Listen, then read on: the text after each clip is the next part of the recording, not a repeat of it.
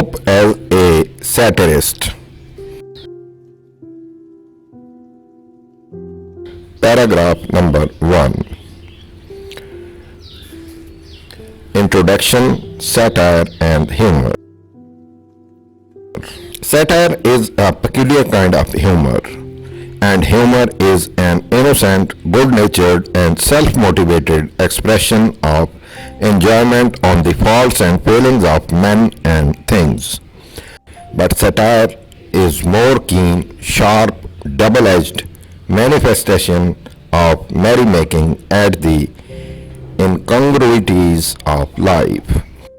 Satire has very explicit and well-defined corrective and moralistic motives. This is why a humorist laughs while a satirist scoffs. A humorist exposes while a satirist ridicules. A humorist loves while a satirist hates his victims. Humor is well-intentioned while satire can be motivated by a personal grudge.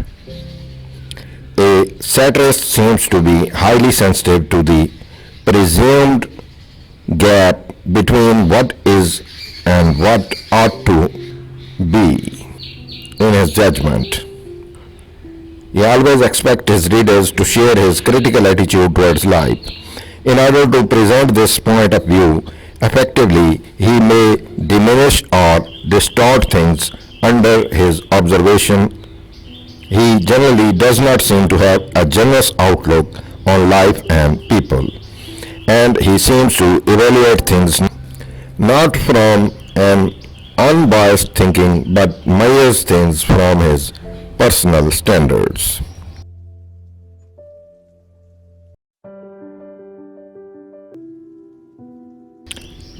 Paragraph number 2. Pope's Satire. Pope occupies a very outstanding place among the English satirists.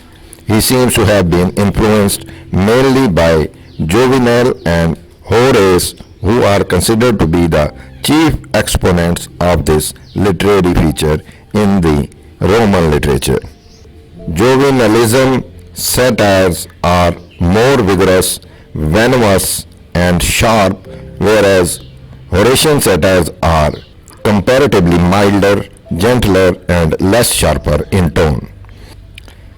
Critics normally associate Pope with Juvenalian type of satire. Pope's normal tone was also in the Juvenalian style rather than that of anybody else. Although a subtle element of satire is present in almost all the poems of Pope, there are certain compositions, however, where it is in the most conspicuous form.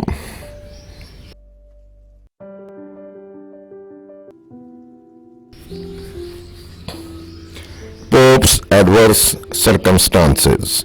Paragraph number 3. Most of Pope's satires seem to be the outcome of what he experienced and observed in his life. In his personal life, he received many setbacks. He undoubtedly received a prejudiced treatment from the contemporary society for being a Roman Catholic in his religious beliefs. There were many restrictions imposed on Catholics in Pope's times, and Pope had to cope with many injustices simply because of his faith. Naturally, he was roused to anger against those who sought to make his life difficult for him. Secondly, it was unfortunate that Pope could not enjoy the blessings of a good health which might have transformed him into a cheerful personality.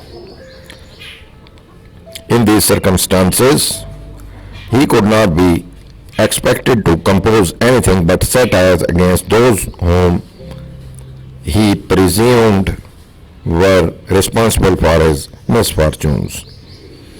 Again, in his very personal life, he was a man of extremely irritable and suspicious temperament. it was hard for him to have complete confidence in anyone.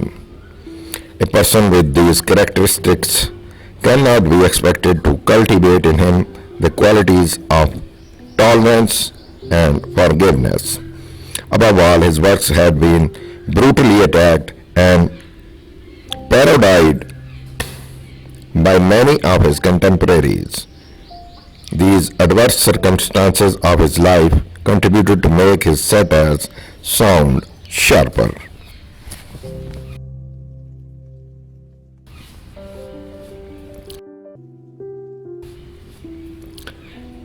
Paragraph number 4.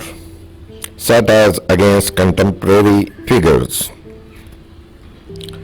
Thus, most of his satires are launched against the contemporary figures whom he considered his enemies. In the Conceit, he satirized a number of literary scholars of his times. Theobald, Cibber, Addison, and Dr. Bentley have been subjected to ruthless ridicule under the guise of dunces. He employed the method of presenting the personalities of his adversaries under the pseudonyms of Atticus, Sporus, and Buffo, etc. The dunces in the poem are the symbols of intellectual degeneration. The characters appear not only as individuals but also represent the types. In this sense, a kind of dual relationship exists in his satires, which is undoubtedly a great art presented by Pope. Paragraph number 5. Satires against contemporary society. If we dig deep into these satires, we also get an impression that most of them are directed against the contemporary society, which had succumbed to many evils. The Rape of the Lock is a satire on the immoderate behavior of the fashionable class of the 18th century. The poem is presented in the mock epic style. In order to bring out the inconsistencies of the society, Pope has made a highly successful use of effective similes and metaphors. In the Imitation of Horace and the Epilogue to Satires, Pope pours out his bitterness against the political problems of his days. In his political satires, he seems to be convinced that it is politics which is the source of all other evils. The materialistic standards of the Whigs, the bribing of the parliamentary electors, the horse laugh at the honest, and contempt of the patriot are brought into sharper focus by Pope.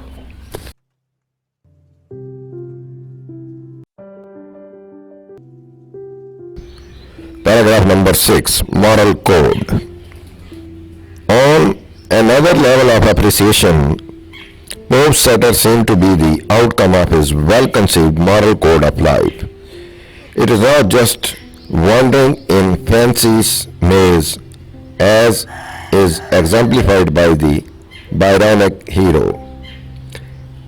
The Byronic hero is a mass of negative impulses, cynical of all moral values and rebellious of all social norms. Pope, on the other hand, has a distinct vision of life and definite standards to guide the people with. These standards are the Horatian standards of temperance, virtue, moderation, and restraint in life. In this sense, Pope shared fully the view that poetry was a great instrument for moral improvement and that its most effective method was to employ the satire for this purpose.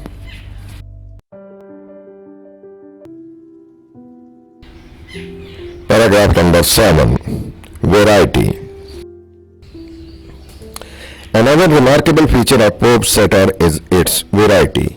In his Essay on Man, it is didactic in epistles, to various figures, it is usually lively and familiar. In the Conceit and the Rape of the Lock, mock heroic tradition is followed in rather complex ways. Generally, in Pope is found a quickly kindled anger of the satirist with an exceptionally delicate sensibility of a true poet.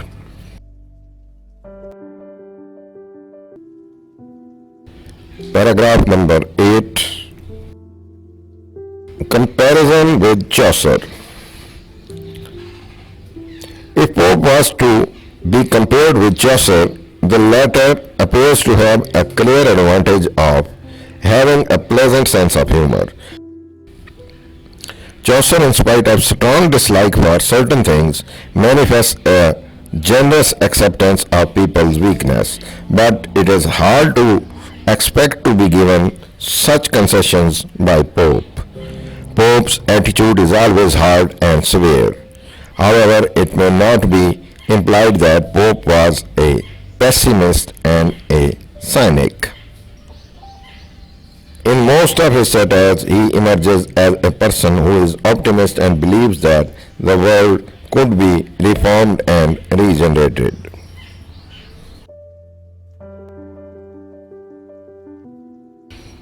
Paragraph number 9. Form and technique.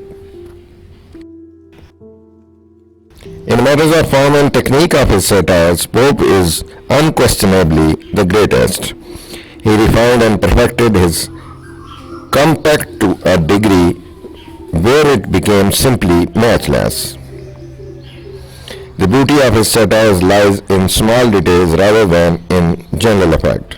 It is appreciated more in sharp and penetrating phrases rather than in the cumulative impression of the theme. In this sense, his poems are marked with an air of urbanity, ease, and grace. His wit is constant and his irony is subtle. He perfectly understands the values of compression and symmetry. Paragraph number 10. Conclusion. In the light of these illustrations, we can rightly maintain that Pope's satire are a remarkable contribution to the English literature, and Pope will be remembered as an outstanding figure in this form of poetry.